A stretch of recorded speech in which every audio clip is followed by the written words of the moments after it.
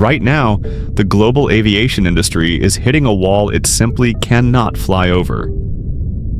$200 per barrel, 20,000 canceled flights, $4 billion in lost profit. While the world watched the headlines of the Middle East conflict, a much quieter catastrophe was brewing in the fuel tanks.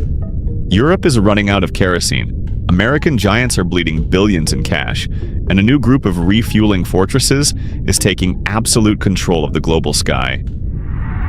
The era of cheap travel didn't just end, it was decoded.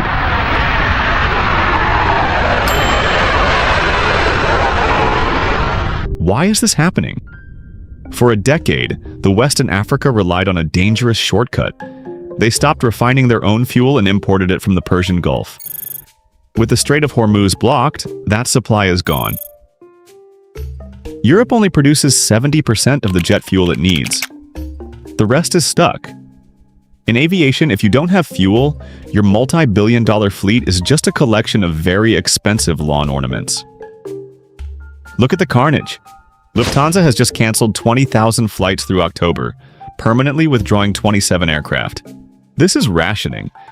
They are sacrificing short-haul European routes to save every drop for their high-profit long-haul flights. KLM has followed suit. For the old giants of Europe, the strategy is no longer growth, it's survival. But the map looks different from Istanbul. While Europe starves, Turkey remains a net exporter of jet fuel. Turkish Airlines is the strategic gatekeeper. Because they have domestic supply, Istanbul has become a refueling fortress. Further south, Emirates and Qatar Airways are in a paradox. They have the oil, but they are trapped. Every flight out of Dubai now takes 2 hours longer to navigate around conflict zones. They are burning more fuel just to stay in the game, betting their sovereign wealth can outlast the West's bank accounts. The most surprising shift is in Africa. In Nigeria, the Dangote Refinery is now supplying jet fuel directly to international carriers. Ethiopian Airlines is leveraging this, using technical stops in Entebbe and Lagos to refuel at lower cost points. While other regional carriers are grounded, Ethiopian is assuming the role of the African superconnector. Finally, the American catastrophe. The US has fuel, but their airlines stopped hedging, locking in prices years ago. American Airlines is facing a $4 billion hit to its profits.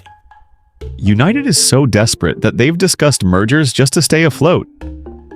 Meanwhile, Delta is passing the pain to you, adding massive fuel surcharges to every ticket. In America, the fuel is there, but the profits have evaporated. But the biggest hit isn't your vacation, it's your wallet. Air cargo rates have surged 58% from last year. Shipping from the Middle East to Europe now costs $4.37 per kilo.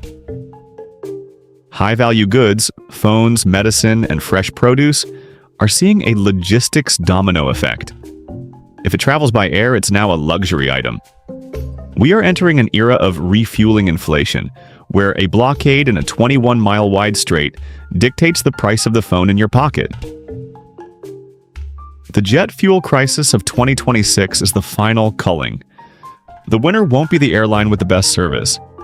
It will be the one with the shortest supply chain. We are moving toward a bipolar aviation world, one in which Istanbul, Addis Ababa, and Lagos control the flow, while the old giants of the West shrink. The global map is shifting, and the world is being decoded. The question is, are you watching the right signals? If this analysis brought you value, hit the like button and share this breakdown with someone who needs to see the bigger picture. We're moving the conversation to the comments. What's your take on the new refueling kings? Don't forget to subscribe to stay ahead of the next shift.